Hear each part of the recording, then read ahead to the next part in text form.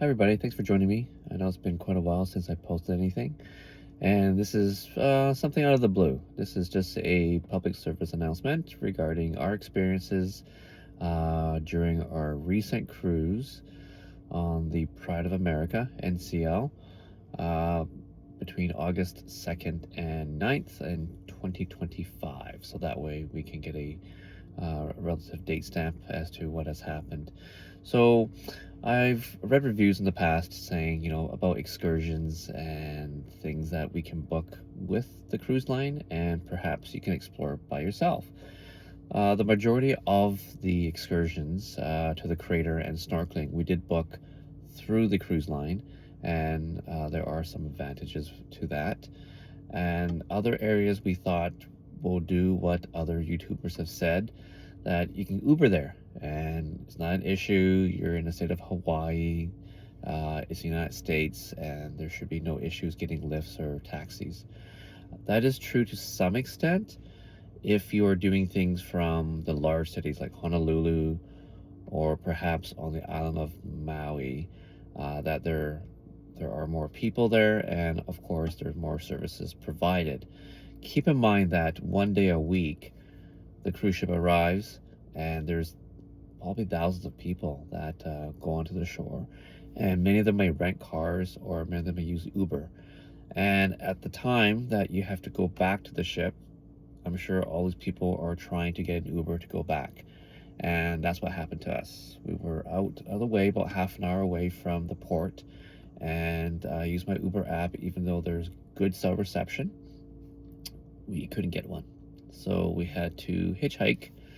And thank you to Ben and his dog Zoe and his BMW to take us right back to the port. So without him, he saved us. So there's a little bit of caveat just to keep in mind that you should perhaps consider where you are. If it's more remote, there's not an issue being dropped off by the Uber, but coming back from a remote place, many drivers may not want to go out there first and then drop you back off at the port. So keep that in mind. Other than that, we had a great time, and I just wanted to put this out for you guys to just to think about before doing a complete Uber excursion tour on your own. Other islands, such as the Big Island, cell coverage is a bit spotty at some of the national parks. So at the port is excellent, but getting further inland is a bit spotty. And as you know, a lot of these apps do require a good strong cell signal.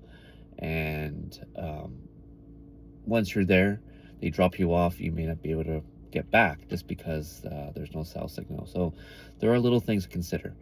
But overall, if you stick to a big city, you should be fine.